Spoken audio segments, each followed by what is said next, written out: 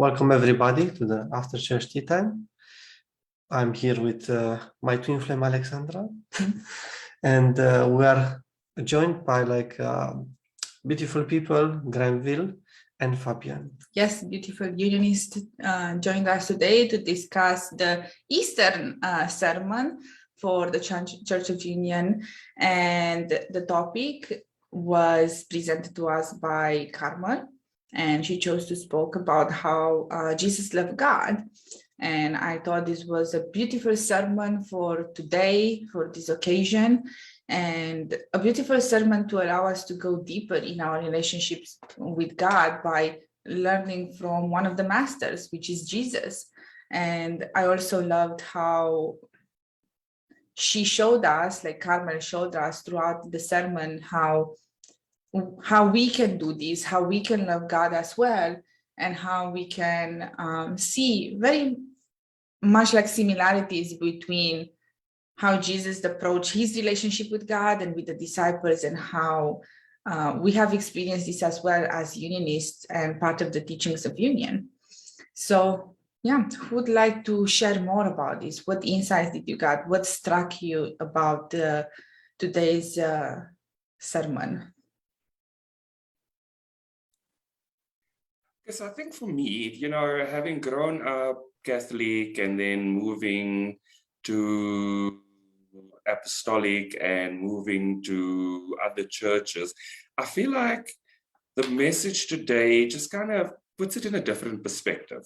So, like we as Carmel shared, we look at the story of Jesus and we tend to see the struggle, but we don't always tend to see the beauty of Jesus' story and the love in Jesus' story. And also, just the power of actually having that significant relationship with God, where you sit in the space of, I am going to go where God is taking me, regardless of what is happening around me. So I feel like that really stood out for me, just in kind of bringing a new perspective to the story of Jesus.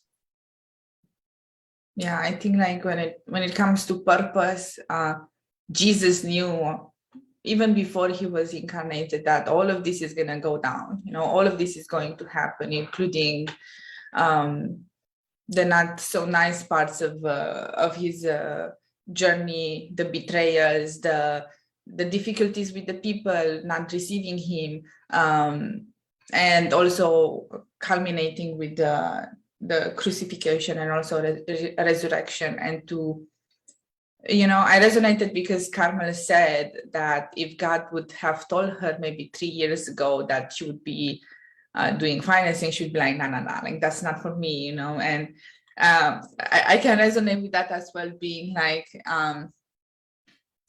not as how to say open or surrendered to what my life purpose is, but through the life of Jesus and looking out for how Jesus loved God through his purpose, and he knew that this was his purpose, we can see how we can like also surrender and learn from this experience and accept what God is calling us to do here, how God is calling us to love not only him but all of his children. Yeah, I think it's a really good example that he knew all of these things about his life probably beforehand, and he knew that, oh my God, this person is not honest with me right now, but he still followed the calling in his heart and ultimately followed through.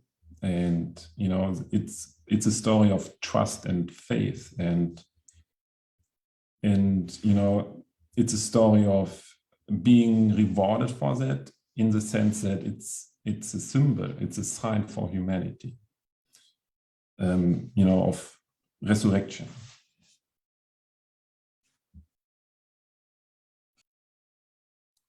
Yeah, and I think I like what both of you have shared in terms of the sense that Jesus knew, like Jesus had a sense of it, and so I sometimes sit back and I look at my life and I'm like, would I have chosen to live my life if I had known what I would be going through?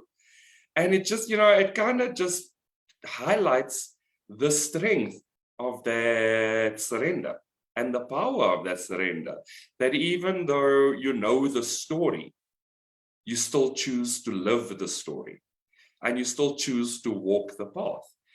And like, even just in terms of life purpose, like I spent quite a few years in HR, and like, even when I studied, HR wasn't the thing. So I studied psychology, and HR wasn't the plan, but I ended up in HR, and I spent 17 years in HR. And then I spent a few years establishing a coaching business, but I'm also still in HR, and I'm still back in HR. And even just, doing live sessions like this, and having been part of it for almost 2 years now, like that was not the plan. Like if you had told me that I would be running spiritual discussions live and managing that kind of process, and even, creating sermons and that kind of thing, I would have told you no. Like it honestly would not have registered in my mind at all. And now I look at it, I'm like, yeah, God had a plan. All those years of standing in front of people, all those years of learning how to play around with technology, all those years spent in vocal coaching and all that kind of thing, learning to speak to people. God had a plan. I would not have designed it in this way for myself if I had the choice. And in all honesty, I did have the choice. Like nothing was forced on me, but it all came together in such a way that this is where I am and this is how it's working. And it feels good. And I feel like that's something that Carmel shared, like, is there a bigger purpose? Is there something more or something that God is calling you to do? And if I feel into it, the answer is like, no, there isn't. This is the place. This will expand in the way that it needs to expand. But for now, I'm present with what is happening, and it feels good and it's working really well. Yeah, I really love that. And, when it comes to this point of, God would have told you a couple of years ago, like you would be doing this.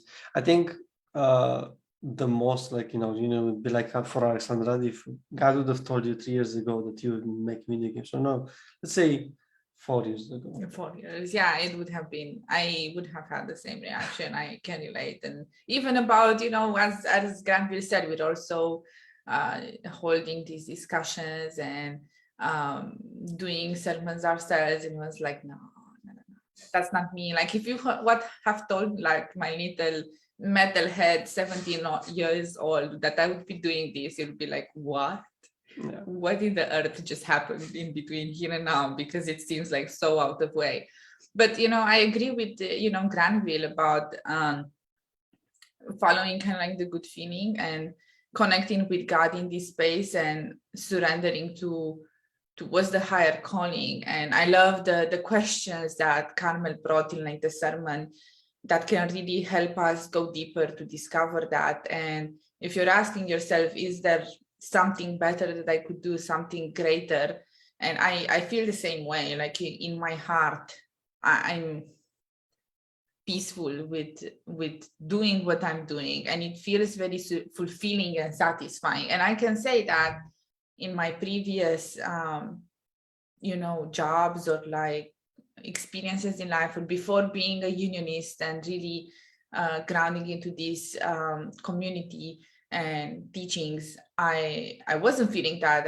I was always searching for that something more. Like I knew it, I didn't knew what was missing, but I knew something was missing.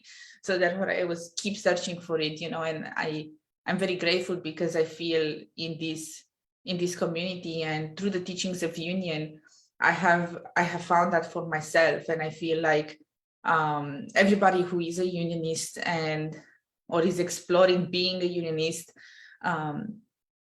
is resonating with this message. And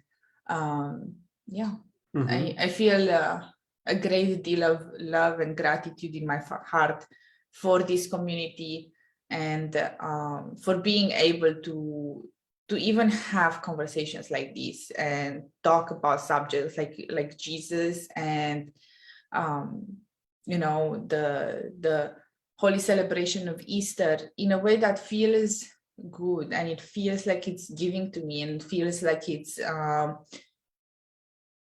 teaching me something about life. Yeah. I just wanted to add something, like to the part of, like if God, like in my life, there's something interesting that happened. So like if God would have told me like 10 years ago that I would be doing, like this as well, like with just being part of unionism, I wouldn't have like, I was very anti-religion at this point.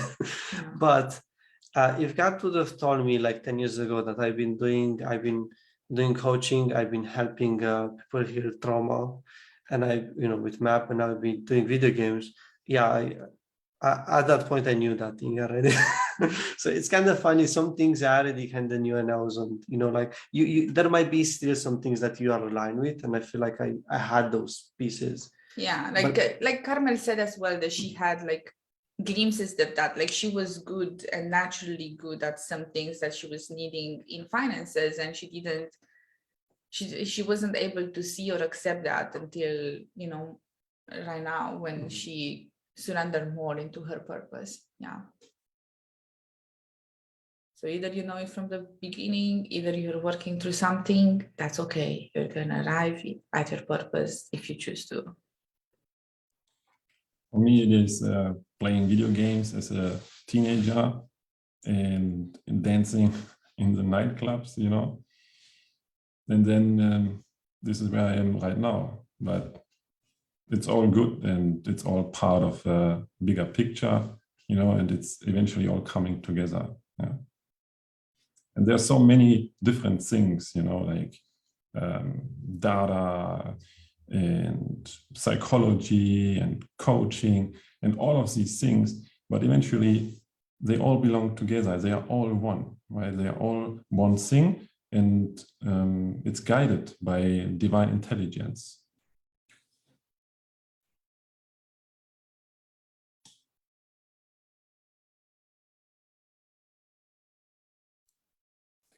I like that you shared that it's guided by divine intelligence, because I feel like sometimes, for me especially, I tend to want to know the reason. So a lot of like my mind works in the way that I must know patterns, I must understand the reasons, I find the little loopholes in things, I bring them together. It's just my process.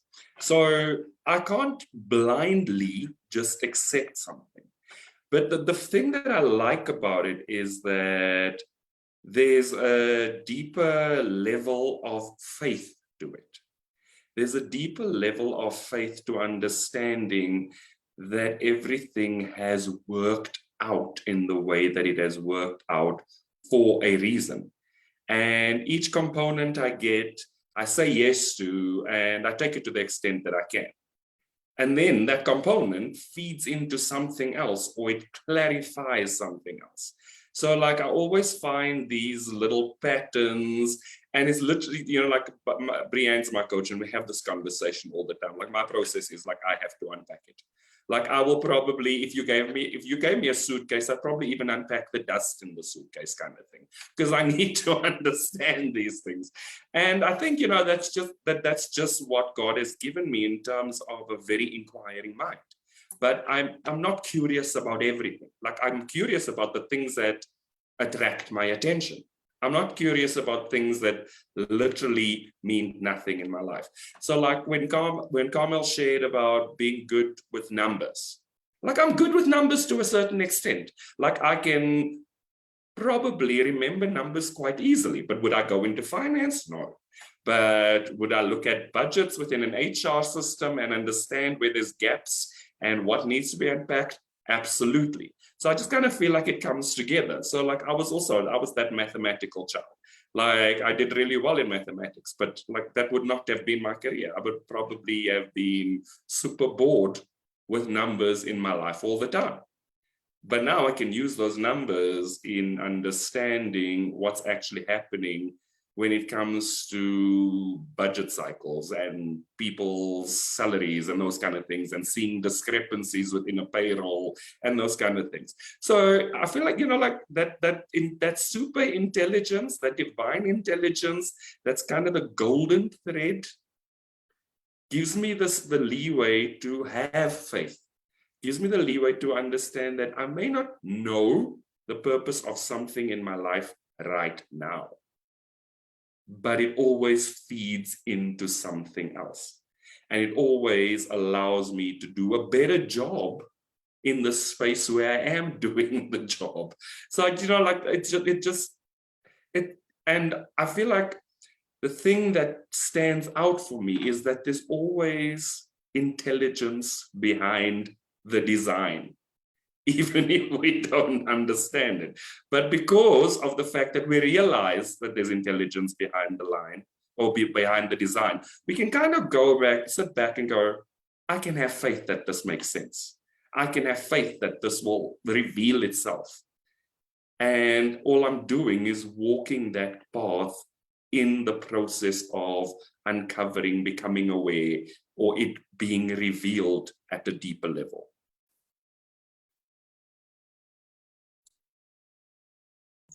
I love that. And it kind of, what you're sharing, it's kind of bringing me back to like the story of Jesus. And we have talked, like how he knew, and he was guided by divine intelligence, by God all the time. But at the same time, he had to have faith and move through all of these experiences and, trust that everything is part of a grander plan. And maybe he knew the plan from the beginning, maybe not. Like he knew that he is to come to wash away the sins of humanity at that point and kind of give all of us a fresh start. And I just want to be grateful for that in this moment. And I think that maybe we're the same. It's just that we're not really aware in the moment because of the things that we have to heal, the separation consciousness from God. If we were to think about Jesus being an ascended master, he having no separation from God, he would be very clear on his purpose all the time. So therefore I'm just thinking from that space, you can have ultimate faith all the time because, oh yeah, I'm going to do this. Is ultimate purpose. We're going to get there. We're going to show God's children that death is not real. And all of this is an illusion. Suffering is an illusion. And ultimately, the only thing that is real, it's God and it's love. And you are able to walk the earth differently when you see yourself in that way, when you see yourself as divine. I am divine, from Romans in Sedona. So I think the only thing here that maybe is stopping us from acting in the same way as Jesus, and it's really aligning ourselves with that purpose. And Carmel hit it in the head of how we can do that. And when we allow ourselves to see our purpose and see what it is that we're bringing to the world, and here it doesn't matter if our purpose is as as I don't want to say as Jesus's, because I don't feel it's Jesus's purpose was very specific, right? And I feel all of us can feel in our heart how impactful Jesus's purpose was for all of us, right? And I feel we shouldn't compare ourselves with his purpose. Our purpose is equally important for God, even if it might not seem for us as impactful or as important, right? And it's just healing through that so we can allow ourselves to see our purpose as important for God as well, because it's only when all of God's children will return home that we will truly have heaven. So therefore, when you put things in that perspective as well, it's just it really, everything matters. So if your purpose is just to bake beautiful bread and feed the children with amazing bread, that's beautiful. You don't need to do anything more. It's just surrendering into your place, into your purpose, into your calling. And when each and every one of us with, surrendered and aligned in that space, that's heaven. Yeah. That's the path that also I feel like Jesus has been showing us, like he arrived in heaven by following his purpose. Mm-hmm. It reminds me of the life purpose class where Jeff and Shaleia talk about carving these wooden sculptures, and maybe having a little boat or having a simple life purpose, and finding so much meaning in that. Or every day I wake up, give thanks, and I prepare, and then I go to my boat, and then I fish, and then I prepare the fish, and I cook the fish, return, and I share, maybe, share the fish. And every day I do the same thing, but there's like people rely on that. And they learn to trust that, oh my God, yeah, every day this person is loving his fishing. Yeah, and my purpose may be different, yours is different. And this is again like a puzzle coming together, and everyone, someone needs fish to eat, someone needs to make the fish, someone needs to cook the fish, someone needs to prepare the pond or whatever, right? So it's a great partnership, and this is like where we can feel the oneness of our tribe, our humanity. And yeah, and then of course there are these great figures that need to be there. They have a big purpose and they have a big cross to bear.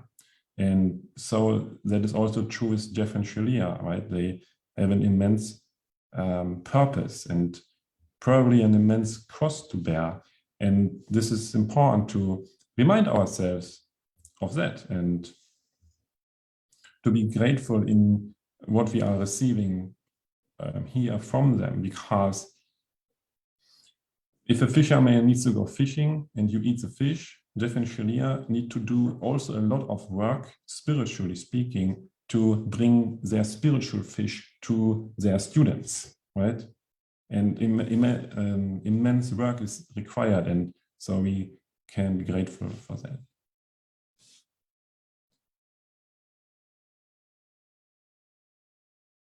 I like the idea of the spiritual fish.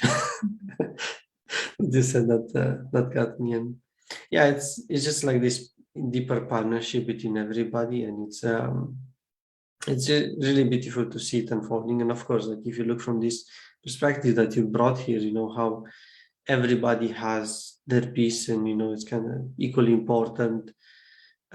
You can see how no matter what you're doing, it is valuable. And I know that Jeff and Shaleia said this as well. Even like someone, if you consider, in a job, like someone just cleaning around, that's still equally important as someone leading a country.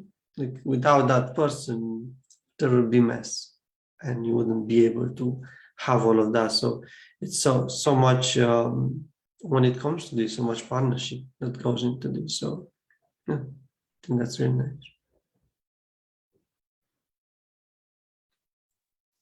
I think another thing that stood out for me was where Carmel shared the idea and her realization that, even though the Pharisees didn't accept the gift that Jesus was there to give them in terms of receiving sight, and there was kind of a challenge in the way of Jesus moving forward, there was somebody else to receive sight. There was a blind man that received the gift. And it stands out for me because I think it's one of the things that one of the very early life purpose classes where Jeff and Shaleia share, find your gift and give it away. Give your gift. And I feel like sometimes we tend to forget that our life purpose does extend to giving the gift. But we also need to remember that where people don't receive the gift, there's going to be somebody else that not only receives it, but there's actually somebody else asking for it. And so there's always this call that I feel like in consciousness where there might be a call in one place, and we sometimes are looking in the wrong place to give the gift. And the minute we shift our perspective and clarify where God is asking us to give the gift, we receive the peace of our gift being received. And it's a much more comfortable and relaxing place, because I mean, I've been in the space where I've tried to take people along on a journey and they don't want to go on the journey. And then somebody else who I by chance end up talking to not only receives the gift, but embarks on their journey. And it kind of, it's that energy of discerning, like, is it being received? Or am I forcing the situation? And taking the force and control out of the situation and allowing God to lead me feels so much more comfortable and so much more peaceful. And it literally feels good because the gift is being received. And I think, that's one of the big lessons that I've learned in my life, is just meet people where they're at. And if they're not receiving it, that's okay. It's really okay to move on. It's really okay to have that path diverge. Even if I had a picture of where it should go, it's still okay if it diverges. It all leads to the same place at the end of the day, which is where am I being asked to give my gift, and where is it being received? And that helps me realize that there's a purpose to so many things that in the past, and before getting comfortable with Jeff and Shaleia's teachings and learning, and also just going through coaching myself, I would have probably had a lot of animosity in that space. And now, now I'm not. Like, this is what's there to receive. You don't want to receive it. God be with you. I'm going where God is asking me to go. Yeah, and with that, what you just said about with giving your gift to others, and where does God ask me to give? I feel like that we have to see that God asked Jesus to give to the Pharisee, and he had to go there and love fully and completely until it was revealed that they were not ready. Mm-hmm. So then God just revealed the next place where to give. And I feel like that's with what you shared as well in your life, you had these people that you wanted to bring along because that's what God showed you. But at some point it was for you to decide, okay, those people are not willing to receive, so therefore God is not calling me anymore there. Yeah. So let's move forward to those who are willing.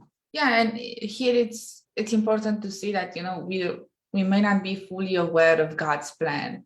Because, for example, we talk about the Pharisees and then not receiving Jesus and all these things, but at the same time, look how much we are learning from the Pharisees that didn't receive the teaching. Like, God is using that example. So even if it seems like, oh, Jesus went, he wasn't received and everything, we are receiving this now. Like, we are the blind ones, that now, can awaken.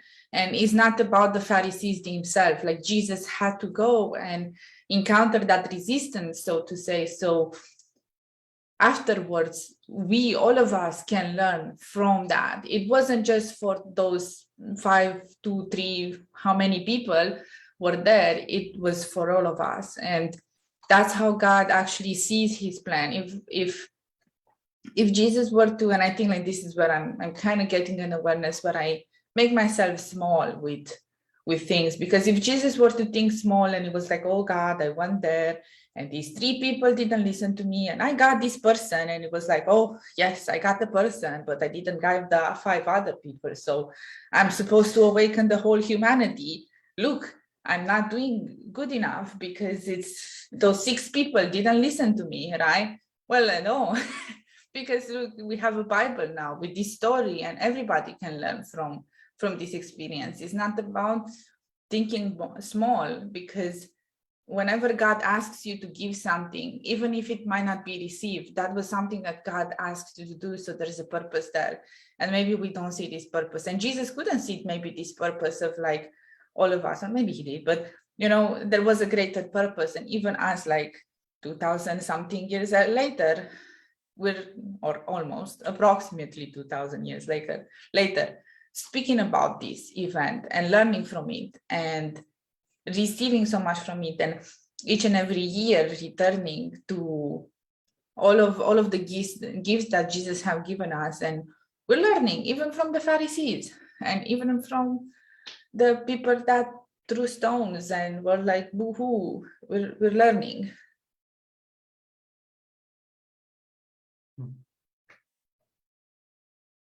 I love that. Yeah, it's beautiful that everyone is playing their part perfectly, even if they don't really want it. You know, there's no stopping heaven. No. And something that Graham will touch upon or beautifully described is that you know, you need to look for the open door. You knock.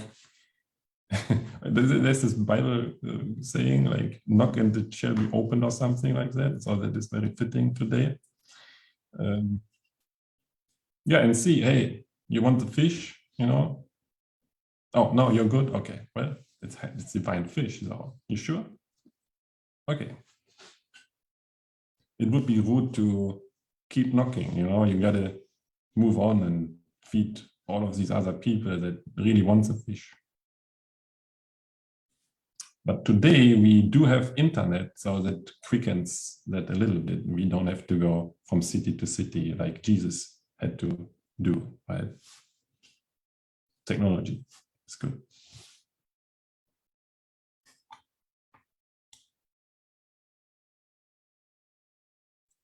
Yeah, I'm laughing because, you know, one of the things that I probably wouldn't enjoy was all the walking.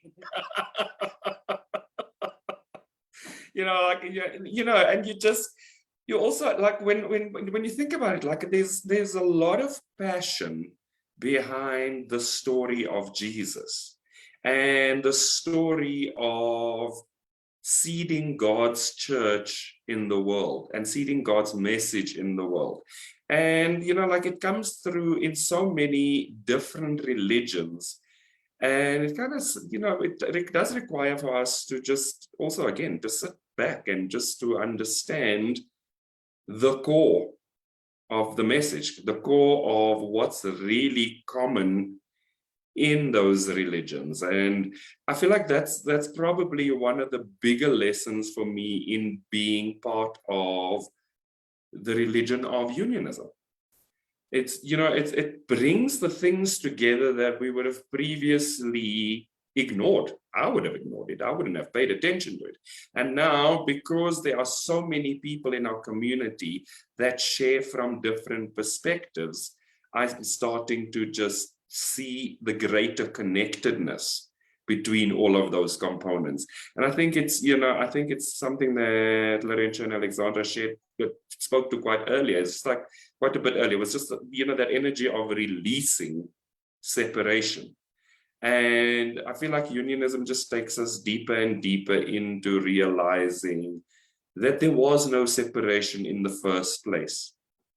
And so something that stood out for me when I was reading Autobiography of a Yogi was also just in terms of Yogananda sharing, you know, we actually release ourselves from the prison of duality when we realize that there was always divine unity in the first place. And so, you know, it just brings all of those lessons together all the time, but you kind of have to pay attention in order for you to receive the lesson or the message.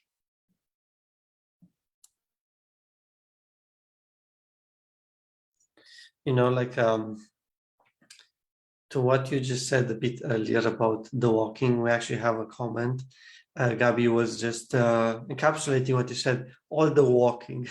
I'm laughing about it. And, but like I just wanted to say about that, like, yeah, if you think now about all that walking, maybe you're like, oh, there's a lot of walking.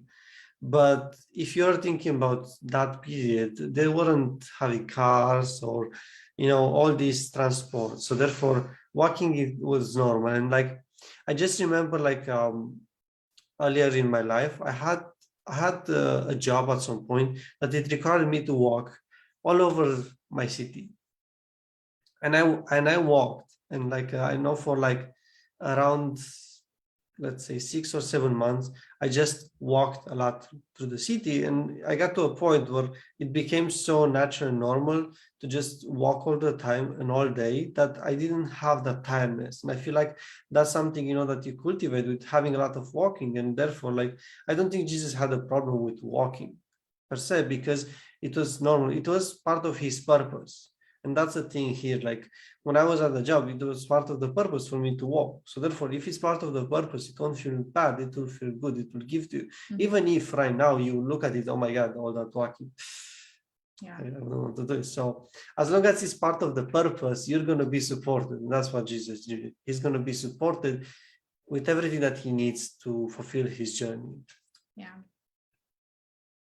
I just have a joke here that Jesus did obviously not have a problem with walking as he walked on water. Yeah. He was an expert on walking. Yes, that's true. You see, that's what happens when you surrender to your purpose. You transcend and get better, and you're able to do the thing better than everybody else. Everybody else walking on earth, and Jesus walked on water as well. Transcending the walking. Yeah. Yes. It's a lesson. It's a lesson. Anyway. All the walking, Granville. Brilliant. It's brilliant. You transcend the element and you become an expert. So you do it in a new element. But yeah, I think it's it kind of puts it in perspective. So like, one of the things that always stands out for me is like, I don't know if you guys have it, but in South Africa, we have this phrase that says you have to pay your school fees. And that basically means that you have to learn the lessons as you go along in order for you to learn, in order for the lesson to settle in and for you to experience the next lesson and to experience the expansion. So yeah, it's kind of literally what you said, Laurentia, is in terms of you do the hard yards so that it becomes easier and it becomes more comfortable, and you are supported throughout that process. And I mean, like with all of us, as we learn, at the beginning, we learn at a slower pace, and then that pace of learning becomes faster. And eventually, we learn the lesson at such a fast pace that we don't need to repeat painful patterns because our awareness has expanded. We realize that certain things don't have to be experienced. And, like we understand that in the past, we may have learned through contrast. And now we just realize that, hey, contrast is not the way to learn. I kind of choose to learn through love, and I choose to learn in love. So I don't need to experience the contrast in order for the lesson to help me grow. And so I feel like, that there's always the caveat that you kind of need to be sensible about what you're going through, even if it feels tough sometimes, because that tough experience gives you the chops. Like it makes you better at what you do. It's literally a way of refining your skill.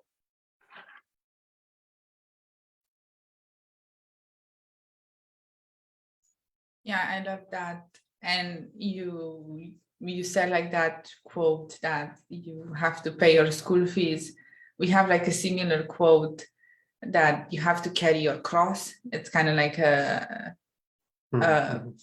allude to like Jesus carrying the cross. So we each have our own cross to carry. And But the thing here is that God wouldn't give us a cross that's too heavy for us to carry. He has given us exactly as much as we can carry, as much as we can do. Like, that's our purpose.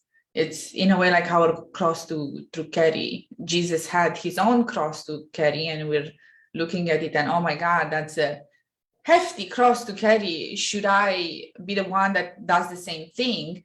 But no, like Jesus did that for us, and by us allowing us to receive that gift, we can do our own part, right?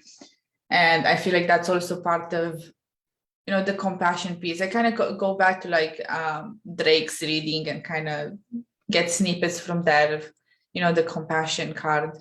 God is compassionate as well. It's not like he will never give us something that's too hard for us to do. And whenever we feel like we're going through like something hard, it's only again to go to the next level and really become, you know, that divine self, really transcend our walking and learn to walk on water, if we were to use that analogy in our own little ways, however that looks like. So yeah. What happens when you master walking on water? You're gonna walk on air. I was thinking about that. We have yogis that are already levitating. So Jesus learned from them, so it's only natural. Mhm.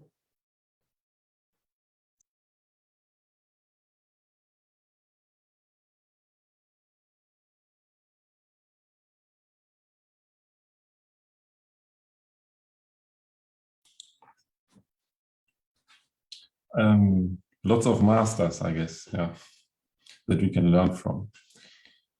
I wanted to share something that Jeff posted recently on Facebook about participating in life. Really, you know, participating and living, and then taking a step back, reassessing, evaluating. This reminds me of bearing your cross, right? That maybe you know what yours is to bear, and allow yourself to bear it, to do it. Not shy away from it and be a bystander, so to speak. Just embracing it and then, you know, following through, and then the next door opens, then you unlock the next level, then you can walk on water and levitate and just feel good about all of that, you know. Yeah, there's always a lesson, and you take the lesson, you pay the price, right? You gotta play, you gotta pay in order to play.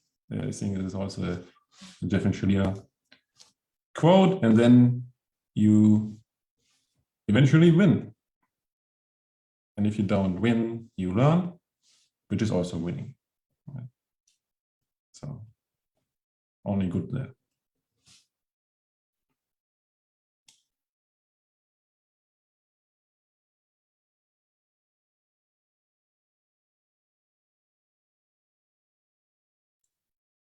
I feel like you kind of summed up that very nicely.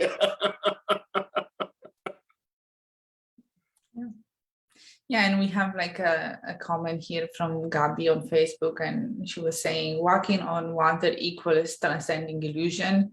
And I feel with that, this is the very message of Easter, where this was actually like the message that Jesus was here to give us, to transcend the illusions of what we feel like life on earth is like. And one of the biggest illusion is death.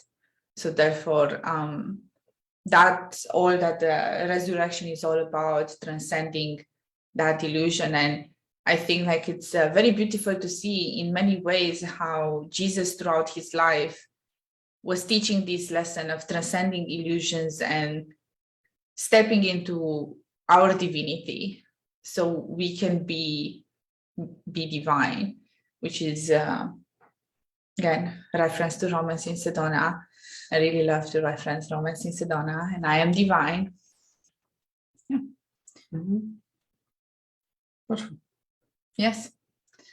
So in conclusion, we would love to invite you to think about all of these topics that we have discussed and go over the questions that Carmel asked in the sermon, so that if you feel strained or if you feel away in your purpose, if you don't feel clear in that space, you can get clear with God and allow yourself to have faith and more trust in the whole process of you not only discovering your purpose, but stepping into your purpose and excelling into your purpose as well by applying the teachings of union and by taking example from Jesus's life and Jesus's way of being and interacting with God. It's a place where we can always look back and receive inspiration as well whenever we feel stuck in our journey. So yeah. Yeah, I feel like we're complete here. I don't know, if you guys have anything else to say. You can say no. Gavin is complete. Fabian is complete. Good. Then we're all complete. Yeah, thank you everybody for joining us today in this wonderful after church tea time, Easter edition. And we will see each other next Sunday. Thank you. Have a great week.